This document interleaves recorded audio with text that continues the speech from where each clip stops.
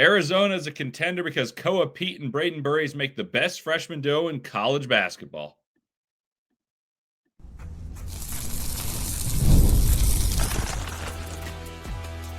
You are Locked On Wildcats, your daily podcast on the Arizona Wildcats.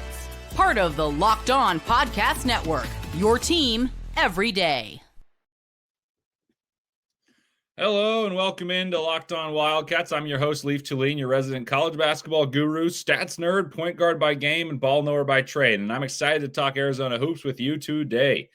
Thanks for making Locked On Wildcats your first listen each and every day. And remember, Locked On Wildcats is free and available on all platforms, including at YouTube, where you can follow on Locked On Wildcats. And the best way to help us grow is comment anything below. And today's question is, Koa Peat the best freshman since DeAndre Ayton, or is he better? Or is there a freshman you think since then that has been better? So tell me your hierarchy of freshmen in Wildcat history, especially the recent history. This episode is brought to you by Mazda. Like our players, we sweat every detail because when you make every move count, pulling off the unexpected is only the beginning. Stay tuned later for highlights in this week's Moving the Game Forward. Mazda, move and be moved. Today on the show, we lay out expectations for the star tandem of Koa Peat and Brayden Buries and a touch on Dwayne Aristode, and answer the question of, is this the best tandem of freshmen in the entire country? So let's dive right in. Let's start with Koa Peat. He's the guy who's the headliner of this. Koa Peat is a winner. Koa Peat, from 2022 and on, he has won gold medals each year with Team USA, and he was a starter on so many of these teams, and he also won a state title with his dominant hand broken. And I know, like, yeah, he's a better athlete than a lot of the players in high school he's going to play against, but that's just so impressive to grit it out knowing he's got that. And I love the intangibles. He's been a top guy in his class for 6 or 7 years. I knew of him when watching his older brother, Andrus Peat, get drafted into the NFL. Like, that was a long time ago. And there was always talk like, oh, his brother's going to be the best athlete in the family. Relentlessly competitive. And to me, that says more about who he is and why Arizona fans should be excited and more excited for him than they have been since maybe even Stanley Johnson. Because DeAndre Ayton, while he was unbelievable, he was the first team All-American, #1 overall pick, that team didn't feel like he lifted them and used his sway to get them as far as they could. They were like a popular, oh, you know what, like maybe they can make a run from the 4 spot. They got ousted in the first round. Like, I just felt like DeAndre Ayton, the narrative that there is now in college in the NBA, it was apparent in college basketball. We just didn't know that was because of him at that point. It didn't feel similarly to a lot of these dominant freshmen that have come into the college basketball since and lifted their team to higher heights. Koa will. Like, I'm going to tell you right now, Koa will. He may not be as dominant as DeAndre Ayton, but I think he will be one of the most important players in the country this year because of what he can do for the team. Koa was recently mocked as a top 10 pick, going 8th in Bleacher Report's preseason NBA draft. They said, and I quote, Koa has a knack for creating and getting to his spot slowly, but methodically. And at around 235 pounds, he's fluid when timing his pull up or step back, always in rhythm. Strength, balance, and touch are evident and used most in his offensive attack. Right now, he's more efficient in the mid range of the post area. I think that's an allusion to they want him to shoot the 3 better to be a better NBA pro prospect. And I think that's fair. I personally think Koa is a better college player than he is a pro prospect because I think he's going to be dominant physically on the interior. I think he's going to be able to score on the post. I think he's going to be too quick for some guys that are heavy. And I think he's too strong for guys that are thin. And that's just a matchup nightmare. And I love the way he diagnoses the game and he passes the ball.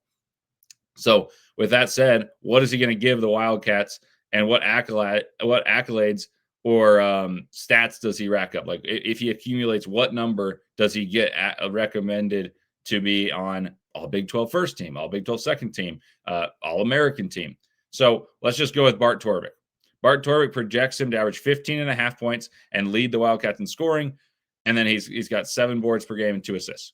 To me, that spells all conference honors, and all conference honors in a conference that good at the top. Like, the Big 12's got some really good teams, especially if it's a 5-team all conference. I know they put 10 and Arizona still didn't have any guys, but if it's a 5-team all conference and let's say 5 plus 5, you get to 10, and that's the second team, Arizona's going to have at least a player on the second team if they have a season even as half as good as I think they will, just because they're too talented not to. And to me, this is the best conference top to bottom in the country. And if you're one of the best players on one of the best teams in the best conference in America, that gives you a chance to be, 1, all Big 12, 2, be a top 2 or 3 seed in March Madness as well as in the Big 12, and 3, have a chance to be an All-American. Like that, those are numbers I really believe. Additionally, I think he enables Arizona, maybe most importantly, I should say, this team to play with an inherent mismatch creator because he's too fast for bigs, too strong for smaller guys. I said that already. But what that means for Arizona as a whole is in the half court, they have a guy who can create advantage basketball. And when he swings the ball, recognizes there's a double team, and then they can play out of advantage, I think Arizona can use their speed and athleticism. Whereas in years past, there's just been a stagnancy when playing teams that really slow them down. Arizona plays at a high pace. Last year they played slower, and that's why they were worse. I've talked about this. I think they're going to be top 20 pace. I think they're going to be a really good rebounding team. I think they're going to be really good defensively, and he contributes to all that. Offensively, these two freshmen, Koa Peat and Brayden Burries, I think are the ones who can change the trajectory of Arizona, can make them more projectable to winning in March. Because like Ryan Hammer said, it's been pace. It's been teams that can slow them down and rebound and contend on the glass with Arizona that have beaten them. I think it's the most well-rounded team Tommy Lloyd he built. I would argue that team he had as a 1 seed with Benedict Mather and Christian Koloko, Azuolas Tubelis, that team was very, very well built, but it wasn't one that necessarily was built intentionally. It just worked for how Tommy Lloyd played, and Benedict Mather went number 6 in the draft. Let's talk about the weaknesses, though. I'm a little worried about the shot and the free throw percentage, but I don't think I don't need to be sold on winning traits. Like some of those guys who you worry about shot, I'd be like, okay, he needs to do all these intangibles well. I expect him to exceed expectations. Like my expectations, I don't know what to say they are because he just wins. Like I think he's going to be a winning player, and I think he's going to be a better passer than in college basketball than you can be in high school. And I think you look at all the 4-men that Tommy Lloyd's had. Tubelis was really good. He's all conference, ran the floor well. He was the old Carolina break, run ahead, and they have a second big trailing. Peat allows the Cats to do that, get out and run, also be formidable on the glass. And on defense, he allows versatility. They can switch 1 through 4. They can also have him play drop. He can also kind of play a spy or a free safety where he can play in the paint and kind of just use athleticism and intangibles and have everything funnel into him and Krivas. I'm really excited to see how they use him defensively because I think he is a weapon there too. And the best teams in the country in recent years have had dominant 4s, and he's the one to do it for Arizona this year, and why I really believe Arizona can make a run at being one of the true contenders this season. My expectations for Koa statistically are 16 points, 8 boards, 3 assists, and second team All Big 12. I think there's a world he's first team. Should it be 10 people? I think he's one of the 10 best players in the conference, I guess is a better way to say it. I'm an old school believing, okay, it's got to be 5 players, first team, second team, third team. So I'll say this. He's one of the 10 best players in the Big 12. And I think if he puts up 16, 8, and 3, and this team's a 1 or 2 seed, I think he has a real chance of being an All-American. He's way better than Tubelis. He's way better than Townsend. And even in my opinion, better than Lowry was as the 4 for Arizona. And I think he's better than Aaron Gordon was on the 2014 team, who had 13 and 8 and the 4th overall pick. And he just scored 50 points, by the way. That's crazy. You never saw it from Aaron Gordon. But my expectations are far greater for Koa Peat than any of those guys. Peat will have a similar impact in leading his team to that stage as the Elite 8. That's what Aaron Gordon's team went to and beyond. But Aaron Gordon wasn't shouldering the load that Koa Peat will. And he isn't the only freshman with big expectations. As the next guy, Brayden Burries, he is the second part of the best duo in the country. Next, we give down the breakdown for Brayden Burries, the statistical expectations, all that and more straight ahead on Locked On Wildcats.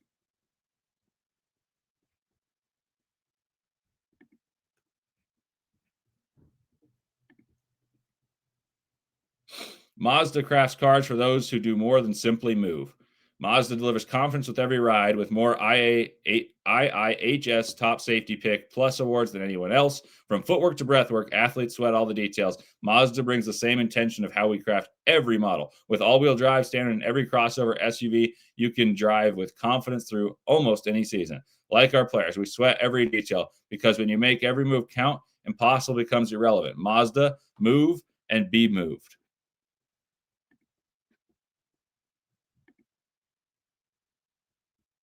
Welcome back to Locked On Wildcats. Leif Thulin with you here. Brayden Burries, to me, is the X factor for how good Arizona can be as a team this season because he holds the key to unlocking the half-court offense with his perimeter shooting and also just how multifaceted his attack is, right? He's someone that can get downhill, use the threat of his ability to shoot the basketball to score in the mid-range. He can shoot it. I guess the real way to put it is if he can shoot it well enough to draw the defense out away from Peat in the mid post and Krivas in the dunker spot and Awaka in the dunker spot. That opens up the driving lanes for himself. And maybe more importantly, Jaden Bradley, who really can get into the paint and put his nose in there and then distribute. But Bradley's got to prove he can shoot. If Burries can shoot at such a high level that they can't help from his spot, that opens a lot of real estate for Arizona. And in the half court, we've recognized that's where the Cats needed to improve. And I think that's where they will improve, courtesy of these freshmen. Burries, to me, is the guy who's their secondary playmaker. Peat's the advantage creator, the guy who will be the attacking off of curls, pin downs, who will be reading how they're defending him off those screens, reading the rotating defense as he's coming off the screen, getting downhill, and seeing the defense adjust. He'll be tasked with punishing the amount of attention that Peat and Krivas draw in the interior. He'll be hitting open, skip past threes, get downhill, play off 2 feet, draw fouls, knock down free throws at the end of the game, make clutch shots.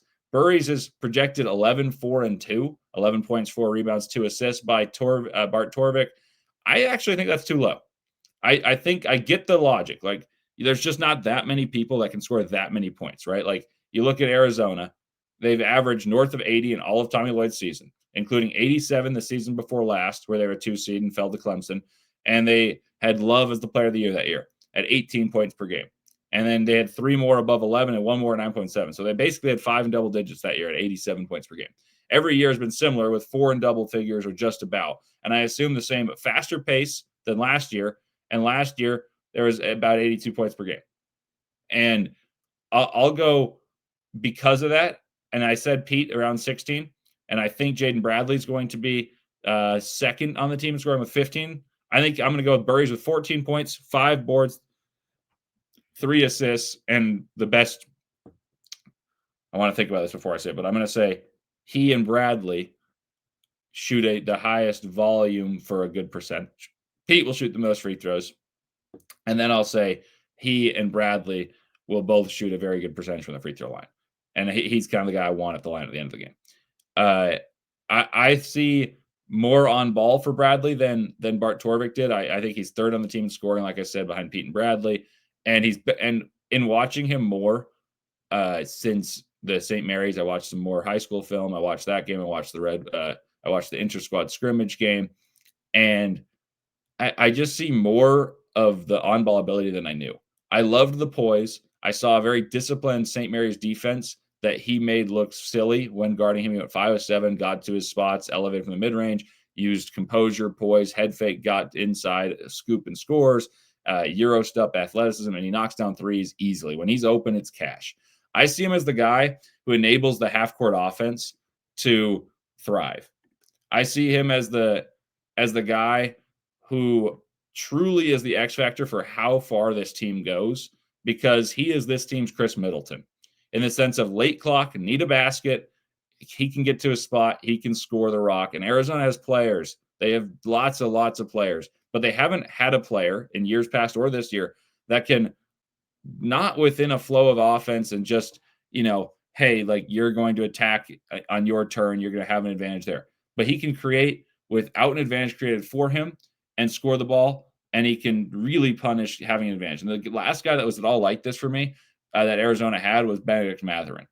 Mathurin was someone who relied more on athleticism, though, and he was more run and jump on a really quickly paced, number 9 in the country in tempo, and a team that played the ball ahead. Dalen Terry was a fantastic athlete on the team, pushed the ball ahead. Mathurin would get downhill, and if you sagged off, he'd drain threes.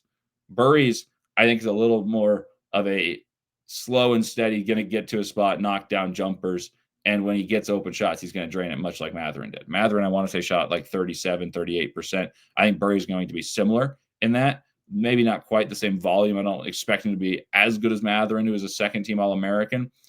But it wouldn't stun me either. And Mathurin was older. But I think Burries is the guy who can be okay playing second fiddle, but you're perfectly happy if he's playing first fiddle because he's going to take over and get you good shots. Bleacher Report, that same draft that had Koa going 8th, had Burries going 9th. And Burries, they say, Burries is a pure scoring guard with self-creation shooting skills tailor-made for NBA offenses. He's a strong mix of size, strength, and touch for driving and tossing in floaters. He does most of his damage at the rim or beyond the arc. where he's a confident shot maker, but still needs to become more consistent. He should offer enough passing flashes for scouts to picture a combo at the next level, but I don't think there's going to be any mistaking for his NBA money-making skill, which is putting the ball in the basket from on or off the ball. Burries should be a high pick if he can avoid concerns over lacking playmaking upside or explosiveness. The concern about the draft to me is the explosiveness. Like you just want athletes in the NBA, but he is someone that I have the utmost confidence will make the right decision, and his shot is pure as can be. That is why I likened him to Conconnipple. I know you guys don't want me to do any more of those comparisons, but I meant that as a compliment. Like he makes the right decisions, uses other players' gravities, and punishes teams for having anything other than the top option guarding him. And I think he'll have many 20-point games in Big 12 play against staunch defenses. Like that's how confident I am at Brayden Burries. Now let's get to the idea of if you have the pick number 8 and 9 in the draft, and I went through there, I went with ESPN. I like 247 Sports too, but ESPN had them 10 and 12. Koa at 10, Burries at 12, and ESPN top 100. And now they're pick 8 and 9 in the NBA draft. That's pretty good indication you have the best freshman tandem in the country. So I don't think I'm saying anything crazy there. The other contenders would be Duke with Boozer, the Boozer twins, but Cam Boozer in particular, Caden Boozer, Nick Kamania, Dame Sarr. Houston has Isaiah Harwell and Chris Senack. UConn has Mullins and Raiba. I think that there's a way that you can talk about those guys as having really good duos, but they're a little lopsided. I don't think either of them are as like, hey, Koa Peat 16 points, 8 rebounds, Brayden Burries 14 points, 5 rebounds. I don't see a team. Those are good teams, obviously. Those are teams that are ranked actually all ahead of Arizona in the preseason poll. We'll see if that lasts. But I don't think those guys are the main contributors on their teams. The Wildcats have the highest ranked pair, and I'll explain why they'll have more chance to prove they're a top duo than the others, and why they will be the top duo in the nation. Plus, there's more freshmen at Arizona that will play. We'll preview Dwayne Aristode's season and more straight ahead on Locked On Wildcats.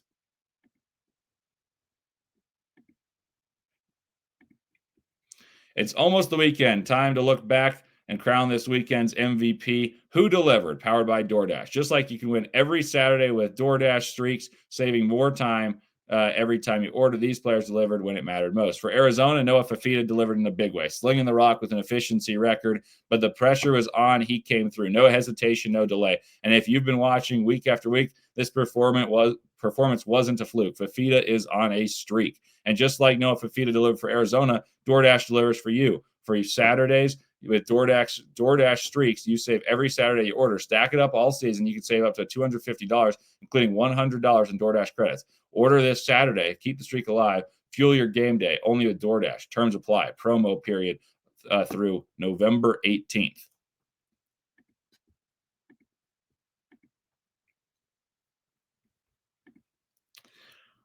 Also, want to tell you about FanDuel. Right now, new customers can bet just $5 and get $300 in bonus bets if you win. That's right. Pick a bet, put down $5, and if it hits, you'll unlock $300 in bonus bets and use across the app. It makes watching football even more exciting when you've got a little something riding on the action. Whether you're a casual fan or love diving into the stats, FanDuel makes the game day experience so much better. The NFL season is here, and FanDuel has an offer you will not want to miss. So what are you waiting for? Visit FanDuel.com to download the FanDuel app today and get started.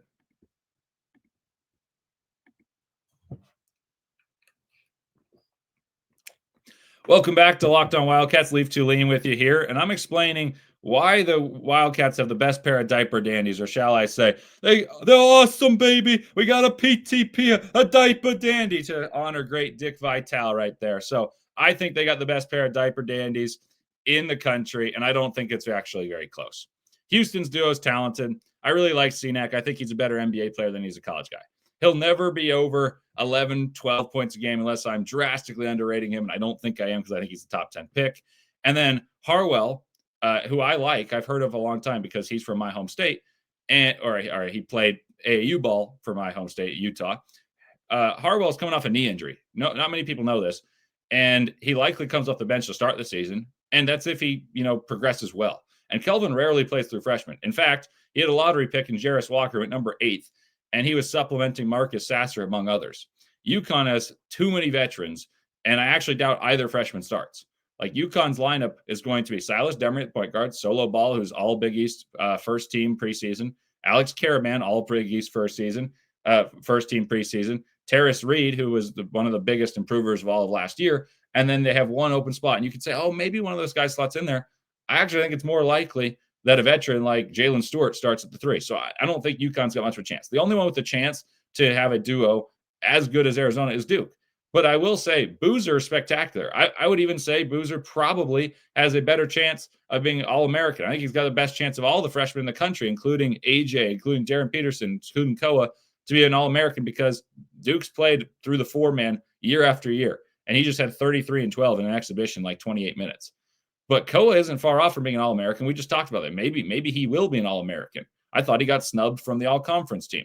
And Burries is better than Homania by my eyes, but also by ranking in every single ranking, or Caden Boozer. And then I think the other thing is they'll just have way more chances on the ball because Arizona's team is really Koa, Burries, and Bradley are going to have the ball in their hands.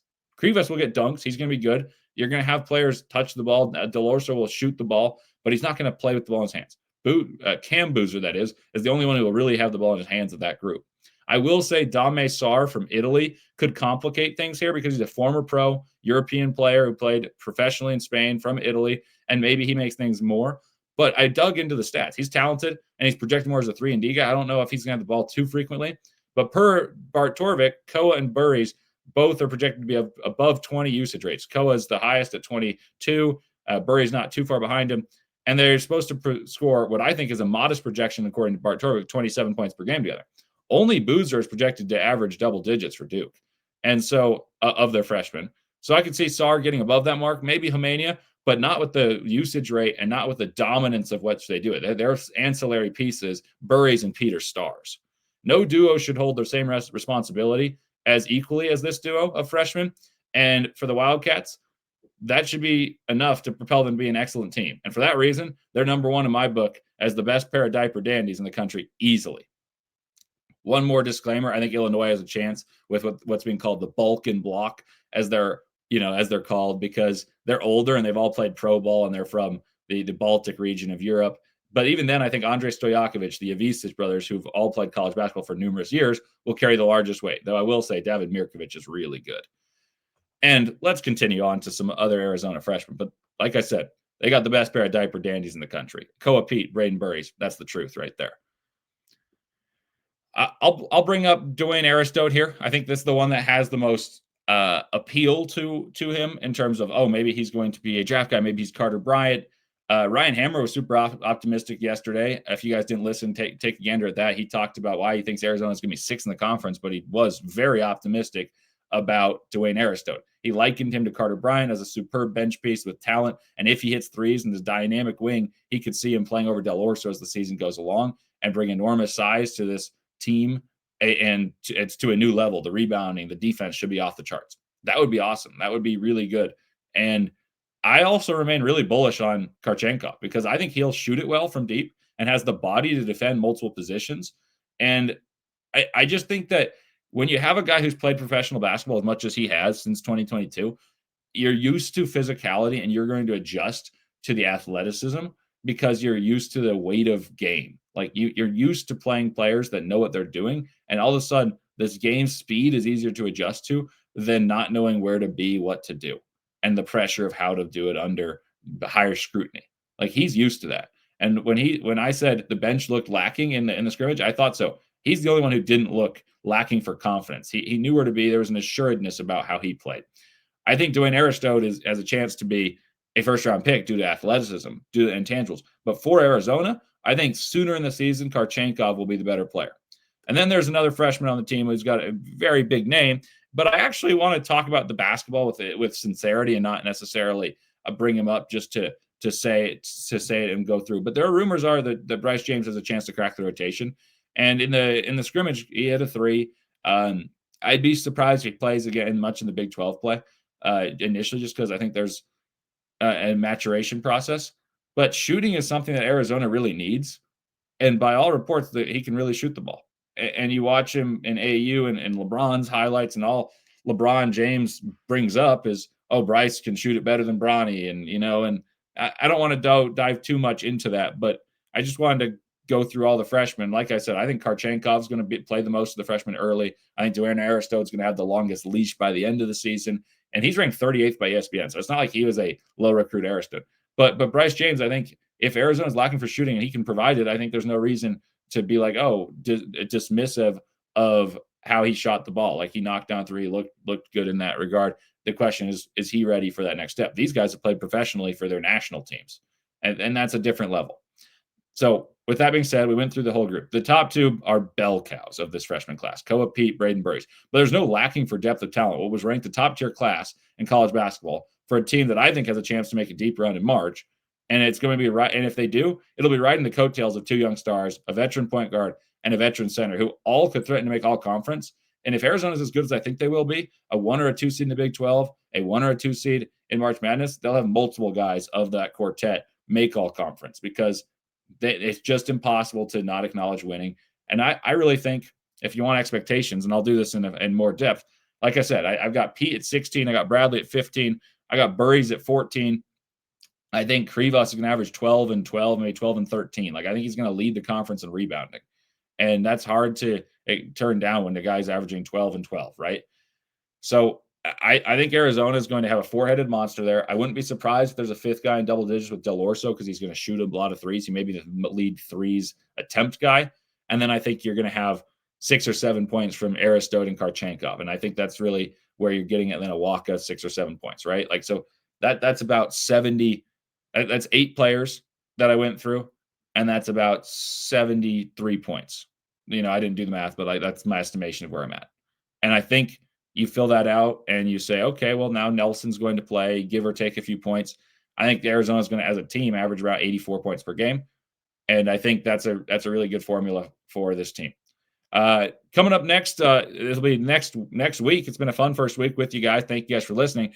But I will be talking to you guys about Media Day, the tidbits from Tommy Lloyd and the fellas in the next episode. And then we start to preview the Titanic clash with the Florida Gators on November 3rd. We'll preview that all week, go through the Gators, talk about what wins the game, and then also talk about what Tommy Lloyd and the crew talked about and how that'll play out. What are the ramifications of what he said on Media Day and what to read between the lines about. So all that and more coming up next week on Locked On Wildcats. Thank you guys for making Locked On Wildcats your first listen today. For your second listen, check out Locked On Big 12. Drake Toll breaks down the most exciting conference in college sports, from rivalries to championships and everything in between. Find Locked On Big 12 on YouTube or wherever you listen to your podcast. Part of the Locked On Podcast Network, your team every day.